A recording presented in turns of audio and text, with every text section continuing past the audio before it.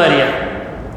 یہاں پر جو اللہ تعالیٰ بیماری کہہ رہا ہے، اس بیماری سے مراد حسد، ہرس،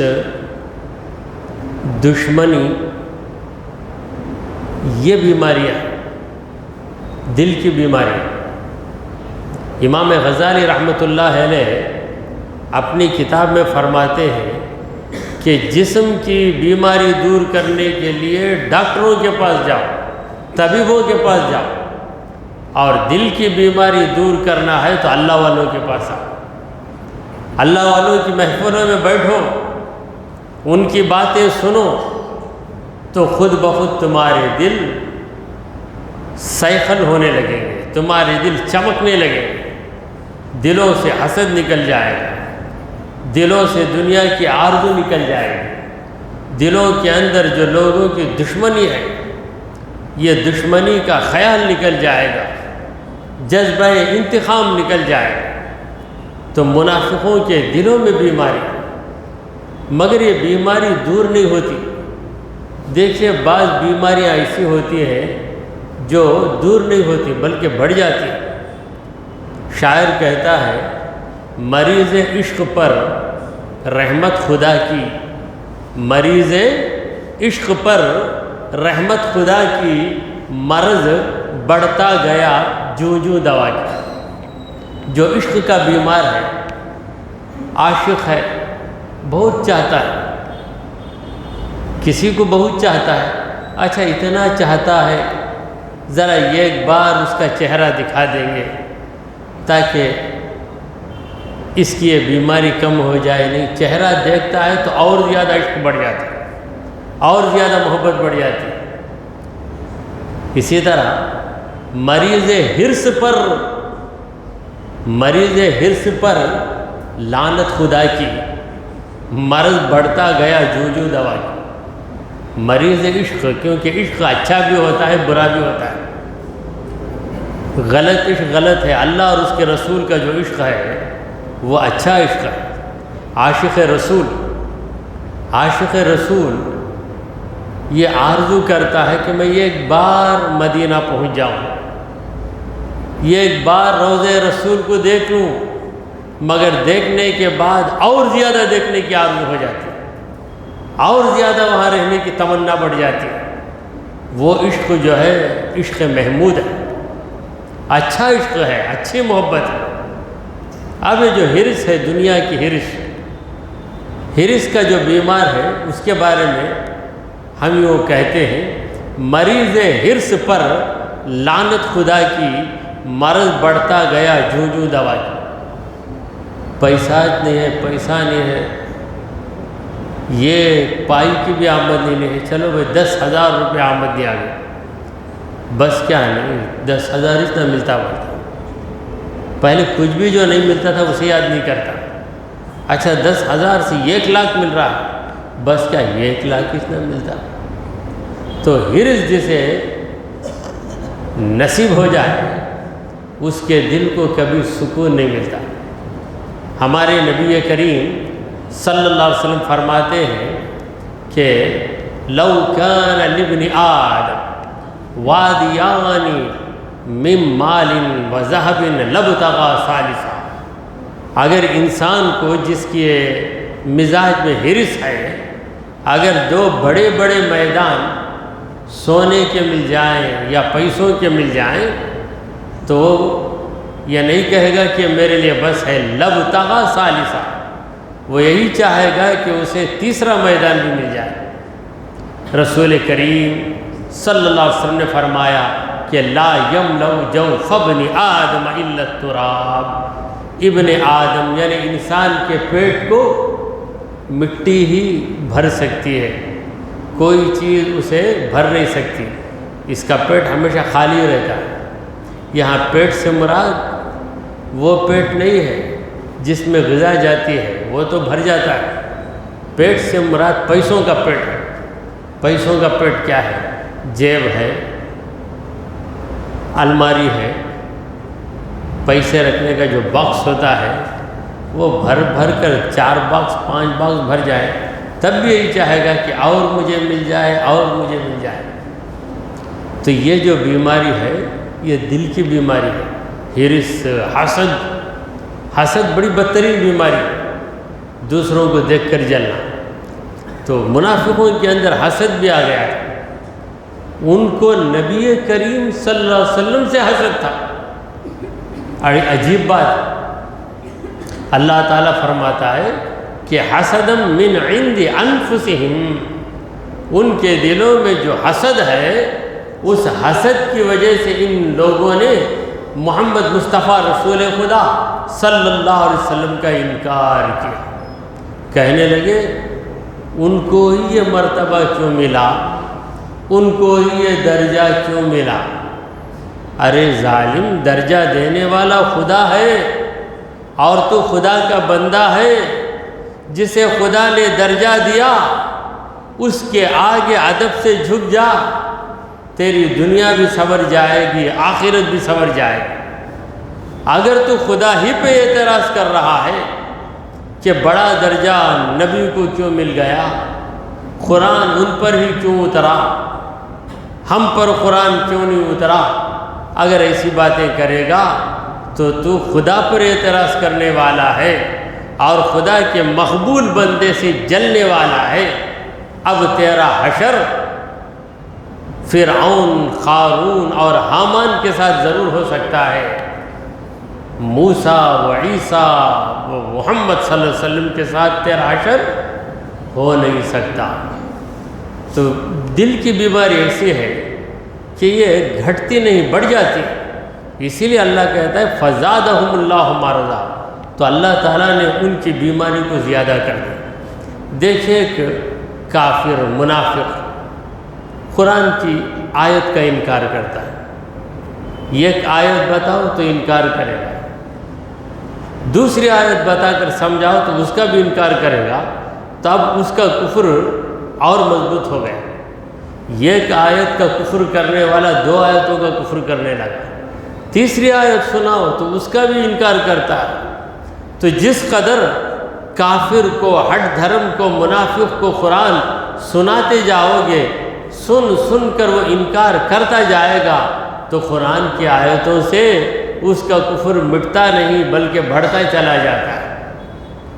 حضور اکرم صلی اللہ علیہ وسلم کی محفل میں صحابہ کرام آتے تو ان کے دلوں میں چمک آ جاتی، مگر منافق جتنی دیر نبی کریم صلی اللہ علیہ وسلم کے محفل میں بیٹھے گا اسی قدر اس کا دل خراب ہوتا جائے گا، خراب ہوتا جائے گا، کیونکہ وہ نبی کو دیکھ دیکھ کر جلے گا۔ 10 منٹ بیٹھے گا تو 10 منٹ جلے گا، 50 منٹ بیٹھے گا تو 50 منٹ جلے گا۔ اگر 2 گھنٹے نبی کے سامنے بیٹھے گا تو نبی کو دیکھ دیکھ کر 2 گھنٹے نبی سے جلے گا، تو جتنا جلے گا، جتنا حسد کرے گا، اس کا دل اسی قدر خراب ہوتا چلا جائے گا۔ اسی لیے اللہ تعالیٰ نے کہا کہ فی قلوبہم مرض، ان کے دلوں میں بیماری ہے، تو ان کی بیماری کو اللہ نے گھٹایا نہیں، کیونکہ ان کی بیماری ہے ہی ایسی بدتر چیز کہ وہ گھٹنے والی نہیں۔ فزادہم اللہ مرضا، اللہ تعالیٰ نے ان کی بیماری کو اور بڑھا دیا۔ دیکھیے خنزیر، برا جانور، اس برے جانور کو آپ بھاری سے بھاری صابن سے واش کرو گے تو وہ برا جانور تو پاک ہونے والا نہیں، آپ کا صابن ناپاک ہو جائے گا۔ اس پر آپ پیوریفائڈ پانی ڈالیں گے، بہترین بھاری سے بھاری پانی ڈالیں گے تو پانی گندا ہو جائے گا، مگر وہ ناپاک کا ناپاک رہے گا۔ یہی حال ہے منافق ہٹ دھرم کا، کہ اس کے سامنے اللہ کی باتیں پیش کرو، نبی کریم صلی اللہ علیہ وسلم کا مقام و مرتبہ بتاؤ، تو وہ سن سن کر انکار پہ انکار کرتا جائے گا، تو اس کی بیماری کم ہونے والی نہیں بلکہ اس کی بیماری بڑھنے والی بیماری۔ تو جس کی بیماری بڑھنے والی ہے اللہ اس کی بیماری کو بڑھاتا ہے، اور جو قابل علاج ہے اللہ تعالیٰ اس کا علاج کر دیتا ہے۔ کئی کافر ایسے ہیں جو قرآن کی آیتیں سن کر کلمہ پڑھ لیتے ہیں، کیونکہ ان کا کفر جہل کی وجہ سے، جہل یعنی لیک آف نالج، علم نہیں ہے ان کے پاس، وہ نہیں جانتے، مگر جب جان لیتے ہیں تو مان لیتے ہیں، سمجھ جاتے ہیں۔ مگر جس کا کفر ضد کی وجہ سے ہے، ہٹ دھرمی کی وجہ سے ہے، شرارت کی وجہ سے ہے، اسے آپ لاکھ سمجھائیں وہ سمجھنے والا بھی نہیں، ماننے والا بھی نہیں۔ وَلَهُمْ عَذَابٌ عَلِيمٌ، ان منافقوں کو عذاب علیم ہے، علیم دردناک، رنج و علم والا عذاب، یعنی یہ قیامت کے دن بہت دکھیارے رہیں گے، ان کے دل میں بڑا دکھ آئے گا کہ ہم نے کیوں ایسا کر دیا۔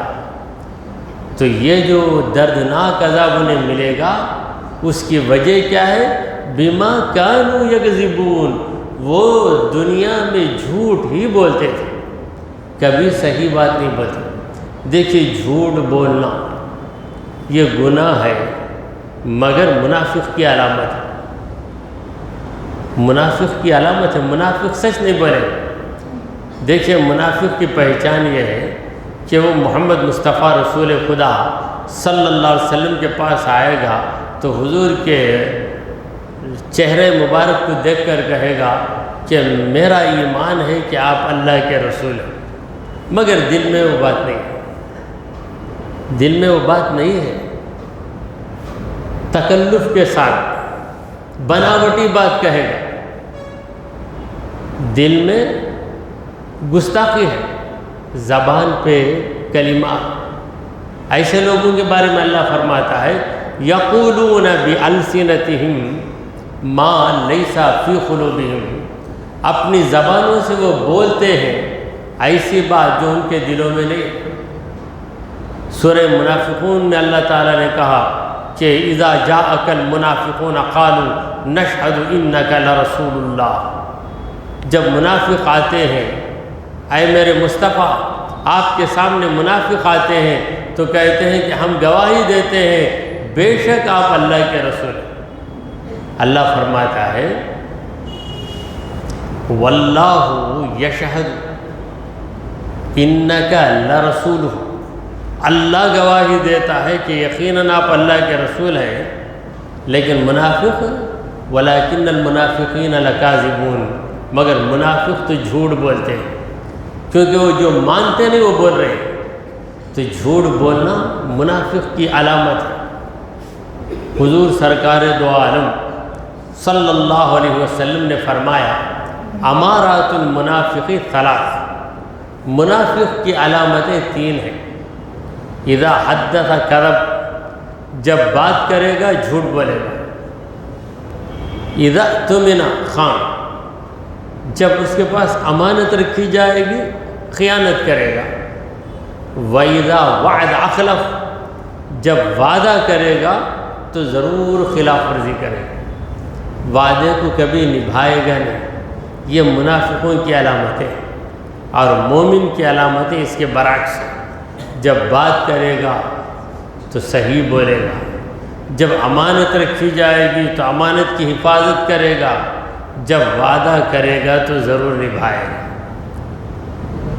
جو جو منافق کی علامت ہے مومن سے پاک۔ بما کانوا یکذبون، وہ لوگ جھوٹ بولتے تھے، اس کی وجہ سے انہیں دردناک عذاب دیا جائے گا۔ وَإِذَا قِيلَ لَهُمْ، جب ان منافقوں سے کہا جاتا ہے لا تفسدوا فی الارض، زمین میں یا بستی میں فساد مت کرو، کیوں تم فساد کرتے ہو؟ سامنے کچھ بولتے ہو، پیچھے کچھ بولتے ہو، دو مسلمانوں میں جھگڑے پیدا کر دیتے ہو، رسول کریم صلی اللہ علیہ وسلم کے سامنے بڑا ادب کرتے ہو، اور حضور اکرم صلی اللہ علیہ وسلم کی غیر حاضری میں ایسی باتیں کرتے ہو کہ ایسی بات کوئی کافر بھی نہیں کرے گا۔ تم ایسا فساد کیوں کرتے ہو؟ فساد مت کرو۔ جب منافقوں سے کہا جاتا ہے قالو، منافق کہتے ہیں انما نحن مصلحون، یقیناً ہم ہی اصلاح کرنے والے، فساد کو ہم ہی دور کرتے ہیں۔ جب منافق سے کہا جاتا ہے کہ فساد مت کر، تو منافق غور نہیں کرے گا کہ مجھ سے یہ بات کیوں کہی جاتی ہے، کیا واقعی میں فساد کرتا ہوں؟ کیونکہ اپنی غلطی کو مان لینا یہ منافق کا کام نہیں ہے، مومن اپنی غلطی کو مانتا ہے۔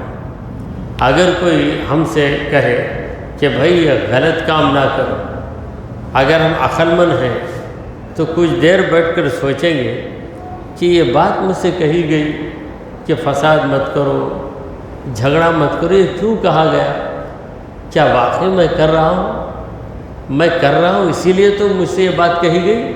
اب مجھے سدھر جانا چاہیے، اب مجھے سنبھل جانا چاہیے، اب مجھے ذرا اپنے آپ کو صحیح راستے پہ لے آنا ہے۔ یہ خیال کسے آئے گا؟ انصاف والے کو یہ خیال آئے گا، ایمان والے کو یہ خیال آئے گا۔ منافق کو یہ خیال نہیں آتا۔ جب اس کی غلطی بتائی جاتی تو کہتا نہیں وہ غلطی کو مٹانا میرا کام ہے، میرے پاس وہ غلطی نہیں ہے۔ لہٰذا اللہ نے کہا وَإِذَا قِيلَ لَهُمْ، جب بھی منافقوں سے کہا جاتا ہے لا تفسدوا فی الارض، زمین میں فساد مت پھیلاؤ، شرارت مت کرو، قالوا انما نحن مصلحون، تو منافق کہتے ہیں کہ ہم بھی اصلاح کا کام کرتے ہیں، سدھارنے کا کام کرتے ہیں۔ الا، غور سے سنو، اللہ تعالیٰ کہہ رہا ہے اے میرے بندو غور سے سنو، انہم ہم المفسدون، بے شک وہی لوگ فساد کرنے والے، منافق ہی فسادی ہے، ولیکن لا یشعرون، مگر ان کو اتنی سمجھ کہاں، انہیں شعور نہیں ہے، انہیں سمجھ نہیں ہے۔ دیکھیے بڑا ناسمجھ کون ہے، اس کی پہچان کیا ہے؟ بڑا ناسمجھ، بڑے لطف کی بات ہے، بڑے مزے کی بات ہے۔ بڑا ناسمجھ وہ ہے جو خود کو بڑا سمجھدار سمجھتا ہے، میں ہی بڑا سمجھدار، میرے سے زیادہ عقل مند دنیا میں کوئی نہیں، میں بولا تو کریکٹ رہے گا، یہ جو سوچتا ہے نا، اس سے بڑا بیوقوف دنیا میں کوئی نہیں۔ اور سب سے بڑا سمجھدار کون ہے؟ جو یہ سوچتا ہے کہ مجھ سے بھی غلطی ہو سکتی ہے، بڑے بڑوں سے غلطی ہو گئی، میری کیا حیثیت، میں کس کھیت کا مولی ہوں، میری حیثیت کیا ہے؟ یہ جو سوچے گا وہ کبھی اس سے غلطی بہت کم ہوگی۔ دیکھیں ایک ڈرائیور ہے، ہاتھ میں اسٹیئرنگ ہے، یہ سوچتا ہے ڈرائیور کہ بھئی برابر پکڑا تو میں جاؤں گا، پوری توجہ اسٹیئرنگ پہ رکھتا ہے، روڈ پہ رکھتا ہے، وہ منزل پہ چلا جائے گا۔ دوسرا، میں بہت ماہر، میں ہاتھ سر کھجا لے کر بیٹھا بھی تو گاڑی جائیں گے، سوچ کے بڑھ گیا۔ لوگ بول رہے بھائی ذرا دیکھ کر آرے چھوڑو بھائی، جا کر آخر کیا کرے گا، کہاں لڑکے گا، کہاں گرے گا پتہ نہیں۔ تو جو خود کو زیادہ سمجھدار مانتا ہے وہی گڑھے میں گر جاتا ہے، جو سنبھل کر چلتا یقیناً وہ بچ جاتا ہے۔ تو جب منافقوں سے کہا جاتا ہے کہ فساد مت کرو تو بولتے ہیں فساد ہم کیوں کریں گے، ہم تو اصلاح کا کام کرتے ہیں، اصلاح، سدھارتے۔ ارے سدھاریں گے کہاں، خود ہی سدھرے نہیں۔ سدھرنا ہے تو خود کو سدھارنے والے کے حوالے کر دو، سدھرنا ہے تو سدھارنے والے کے حوالے کر دو۔ سدھارنے والے کون ہیں؟ وہ ہے محمد رسول اللہ صلی اللہ علیہ وسلم، جنہوں نے ہم کو ایسا سدھارا کہ 1,00,000 صحابہ کو چمکا دیا۔ حضور اکرم صلی اللہ علیہ وسلم نے 1,00,000 صحابہ کو چمکایا، کہیں کوئی صدیق بن کر چمکے، کہیں فاروق بن کر ایک چمکے، تو کہیں عثمان باحیا بن کر کوئی چمکے، کوئی علی مرتضیٰ بن کر چمکے، کوئی بلال حبشی بن کر چمکے، کوئی خالد سیف اللہ بن کر چمکے۔ یہ ایک صحابی کے کارنامے، کیسے عظیم ہے. تو صحابہ کو کس نے چمکایا؟ محمد مصطفیٰ رسول خدا صلی اللہ علیہ وسلم نے چمکایا. مگر منافق چمکیں گے کیسے؟ چمکانے والے کے پاس نہیں آ رہے ہیں. پاک ہوئیں گے کیسے؟ پاک کرنے والے کے پاس نہیں آ رہے ہیں. سدھر جائیں گے کیسے؟ سدھارنے والے کے پاس نہیں آ رہے ہیں. دین ملے گا انہیں کیسے؟ دین دینے والے کے پاس نہیں آ رہے. ایمان نصیب کیسے ہوگا انہیں کہ اس ہستی کے پاس آنا انہیں پسند نہیں ہے جس ہستی کے ہاتھوں سے ایمان نصیب ہوتا ہے. تو اللہ نے کہا کہ الا انہم، یاد رکھو بے شک وہ منافق ہم المفسدون، وہی فساد کرتے ہیں. فساد کرنا، افسد یفسد افسادا، فساد کرنا کا معنی ہے بگاڑ دینا. فساد کرنے کا مطلب کیا ہے؟ بگاڑ دینا. اچھا ایک بچہ بہترین لکھا، ہینڈ رائٹنگ لکھا، ایک چھوٹا بچہ. اب ایک شخص آ کر اس پہ ادھر ایک لکیر ادھر ایک لکیر، پھر گول میں ایک دائرہ بنا کر، ایک لنڈا بنا کر ادھر کچھ کھینچا. بولے کیا بگاڑ دے لینا بھائی؟ یہ فساد. یہ جو ہے اسی کو فساد کہتے ہیں.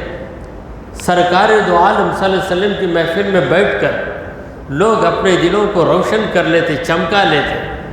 اللہ کی ذات پہ انہیں بھروسہ آ جاتا. جب حضور کی محفل سے نکلتے تو یہ منافق ملتے، مل کر بولتے کیا سنے؟ اللہ کے راستے میں نکالو. بولے ہیں اللہ کے حبیب ہم کو اللہ کی راہ میں خرچ کرو. بولے ہم خرچ کریں. کیا عجیب بات ہے کہ خرچہ کرتے رہے تو کیا ہونا سو تمہاری حالت؟ خرچہ کرتے رہے تو تمہیں مر جائیں گے، بھکاری بن جائیں گے. اچھے دماغ کو خراب کر دیتے. بھائی میں روزانہ اٹھ کر آج سے تہجد پڑھوں گا. بھائی حضور اکرم صلی اللہ علیہ وسلم نے تہجد کی فضیلت، روز اٹھے تو طبیعت خراب ہو کے مر جائیں گے. جی کیا باتیں کرتے ہیں؟ تو اس طریقے سے باتیں کر کے دماغ کو خراب کرنا، یہ ہے فساد کا کام. یہ ہے فساد کا کام. تو یہی کام منافق کرتے تھے. رسول کریم صلی اللہ علیہ وسلم کی محفل میں خاموش بیٹھیں گے، پھر باہر جانے کے بعد تنہائی میں ملیں گے تو اپنا زہر وہاں پہ چھڑکنے لگیں گے. بہت بڑھ جاؤ نا، کیا بار بار جا کر وہاں بڑھ گئے تو کیا ہونا سو تمہاری حالت؟ جبکہ نبی کریم صلی اللہ علیہ وسلم کی محفل دونوں جہاں کی نعمتوں سے بھاری. ایک لمحہ نبی کی محفل مل جائے تو دل کتنا چمک جائے. مگر منافقوں کے پاس اس کی قدر نہیں. گدھوں کے پاس زعفران کی قدر نہیں ہے. تو یہ گدھے ہیں، ان کے پاس ایمان کی قدر کیا ہے؟ مرکز ایمان کی قدر کیا ہے؟ رسول ایمان کی قدر کیا ہے؟ نہیں جانتے، فساد پھیلاتے. تو جو علم والے صحابہ تھے انہوں نے کہا کہ تمہاری حرکتوں سے معلوم ہو رہا ہے کہ تم لوگ فساد کر رہے ہو. تمہارے اندر دوغلی پالیسی ہے، ڈبل گیم کھیل رہے ہو تم، دوغلا پن ہے تمہارے اندر. یہاں پر ایک چہرہ ہے، ادھر ایک چہرہ ہے. تو بولتے ہیں نہیں ہم ہی صحیح کام کرنے والے ہیں. تو رب العالمین نے کہا کہ نہیں، انہم ہم المفسدون، وہی فساد کرتے ہیں. ولیکن لا یشعرون، لیکن انہیں شعور ہی نہیں. بڑے ناسمجھ ہیں، سمجھتے ہیں کہ سمجھدار ہیں، سمجھتے ہیں کہ سمجھدار ہیں، حقیقت میں بڑے ناسمجھ ہیں. وَإِذَا قِيلَ لَهُمْ، جب ان سے کہا جاتا ہے آمنوا کما آمن الناس، ایمان لاؤ جس طرح سب ایمان لاتے ہیں، سارے لوگ، یعنی دل سے ایمان لاؤ. یہ کیوں دوغلی پالیسی ہے تمہارے پاس؟ قالوا، کہتے ہیں انؤمن کما آمن السفہاء، کیا ہم ایمان لائیں جس طرح بیوقوف ایمان لاتے ہیں؟ تو صحابہ کرام کو منافقوں نے بیوقوف کہا۔ اللہ فرماتا ہے یہ میرے نبی کے صحابہ، یہ مخلص صحابہ، یہ جانثار صحابہ، ان کو تم لوگ بیوقوف کہتے ہو۔ الا انہم ہم السفہاء، غور سے سنو، یقیناً یہ لوگ ہی بیوقوف ہیں۔ اللہ والے کو بیوقوف کہنے والا خود ہی بیوقوف ہے۔ اللہ والا تو بیوقوف نہیں ہوتا، سب سے زیادہ عقل والا اللہ والا ہے۔ آپ کہیں گے نہیں نا، جسے چالاکی نہیں، مکاری نہیں، جس کے پاس چیٹنگ کا خیال ہے وہ اتنا اللہ والا بنتا۔ واقعی اس کے پاس چیٹنگ نہیں، دنیا کی خواہش نہیں، مشہور بننے کی خواہش نہیں، پیسے کمانے کی خواہش نہیں، یہ سب ایک طرف ہے، لیکن بہت زیادہ چالاک اللہ والا سے۔ کیوں؟ سب مٹنے والی چیزوں کو چھوڑ دیا، اس کو پکڑ لیا جو کبھی مٹنے والا نہیں، اللہ کو پکڑ لیا، مٹنے والا نہیں۔ ایک بار ہارون رشید نے اپنے اطراف کئی بھاری بھاری چیزوں کو رکھا اور اپنی کنیزوں کو بلایا۔ کنیز کون ہوتی ہے؟ لونڈی، باندی، فیمیل غلام، عورت غلام۔ تو کنیزوں کو بلایا، کہا کہ دیکھو اس محفل میں جسے جو چیز پسند ہے وہ لے لو، جس چیز پہ تم ہاتھ رکھ دیں گے وہ چیز تمہاری۔